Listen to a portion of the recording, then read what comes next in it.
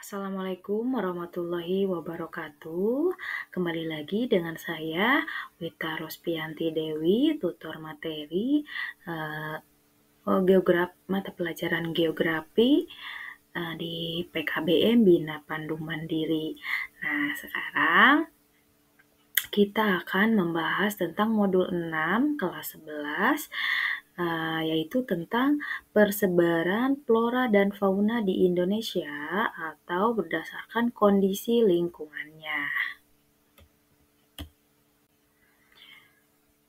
Persebaran flora di Indonesia, yaitu yang pertama itu hutan hujan tropis. Nah, ini terdapat di sebagian besar wilayah Indonesia. Nah, dari Kalimantan, Sumatera, Papua, dan sebagian Pulau Jawa. Nah, kemudian flora yang mendominasi yaitu seperti pohon besar, eh, pohon besar meranti, kayu ulin, dan berbagai jenis epifit. Nah, yang kedua yaitu hutan mangrove.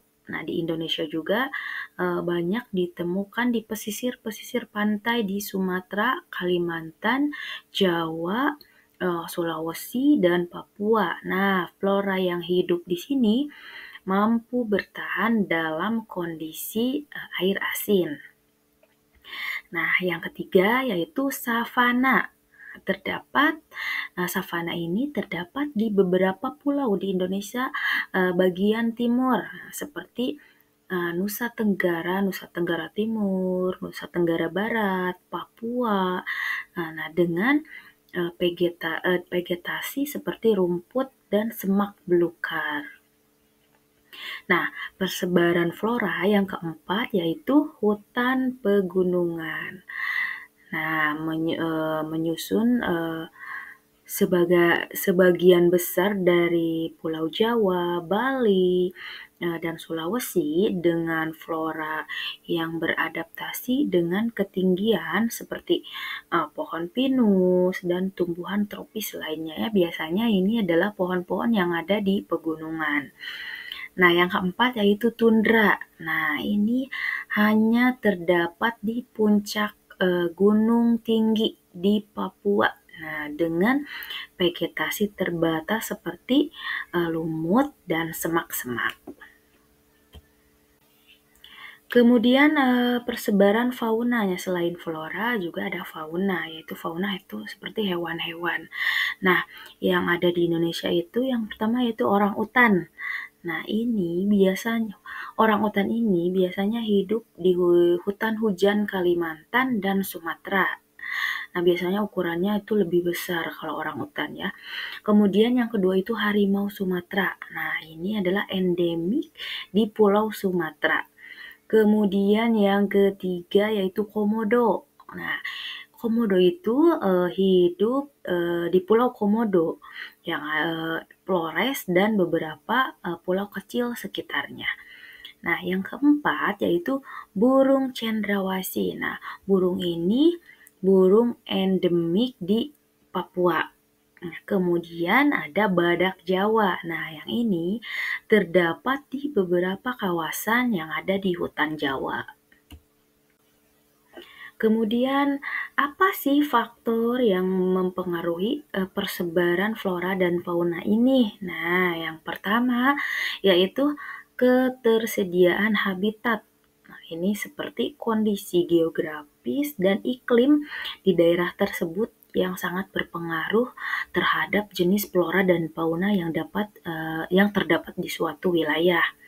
Nah, kemudian yang mempengaruhi itu eh, isolasi geografis. Nah, ini seperti pulau-pulau di Indonesia juga mempengaruhi populasi spesies endemik seperti komodo dan burung cendrawasih.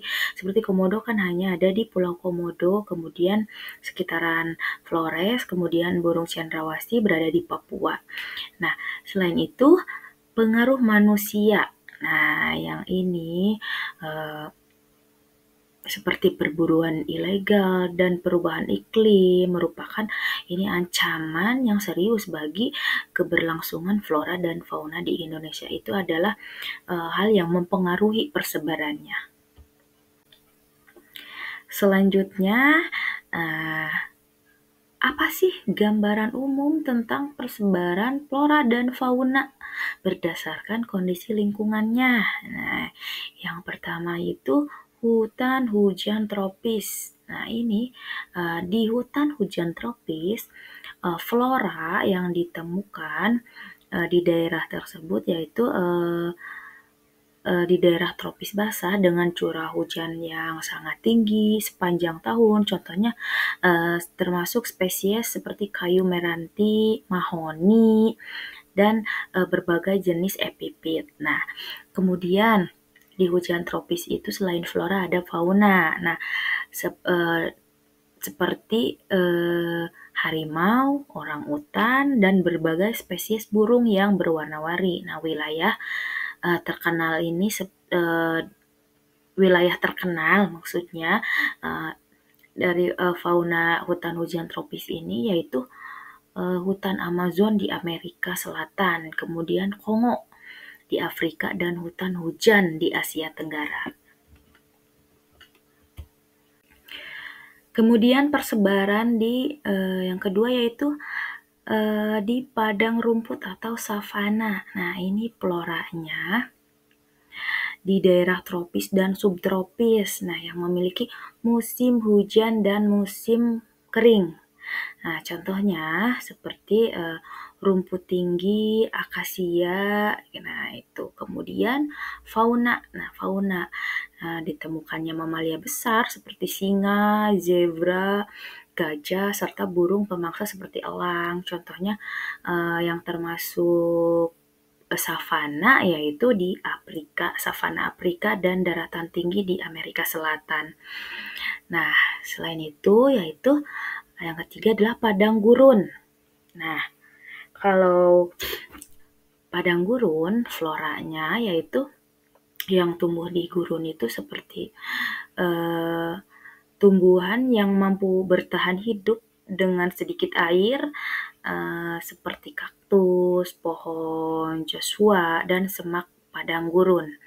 Nah, kalau faunanya yaitu yang bisa beradaptasi dengan kondisi ekstrim seperti di gurun, yaitu unta, kadal gurun, dan serangga yang memiliki siklus hidup pendek. Nah, ini contohnya, habitat ini termasuk ada di gurun Sahara di Afrika Utara dan gurun Arizona di Amerika Serikat. Kemudian yang ada di pegunungan. Nah, flora yang terdapat di pegunungan ini bervariasi tergantung pada ketinggian dan iklimnya. Termasuk ada pohon pinus, pohon ek, dan tumbuhan tropis di lereng lebih rendah. Nah, kalau fauna ditemukannya spesies ini seperti kambing gunung, ibik, dan burung-burung pemangsa yang hidup di ketinggian yang tinggi. Nah, contoh pegunungannya yaitu pegunungan Rocky di Amerika Utara, kemudian pegunungan Alpen di Eropa, dan Himalaya di Asia. Nah, kemudian ada yang kelima yaitu lautan dan terumbu karang. Nah, flora yang terdapat di lautan tersebut yaitu alga laut, kemudian tumbuhan yang dapat hidup di air asin. Nah, yang faunanya apa saja sih yang ada di laut? Yaitu yang pertama seperti ikan-ikan tropis, penyu laut, kemudian berbagai spesies terumbu karang. Contoh habitatnya ini termasuk Great Barrier Reef di Australia dan karang Kepulauan Fiji di Pasifik. Nah, kemudian ada faktor pengaruh persebaran. Nah, ini yang pertama ada iklim dan curah hujan.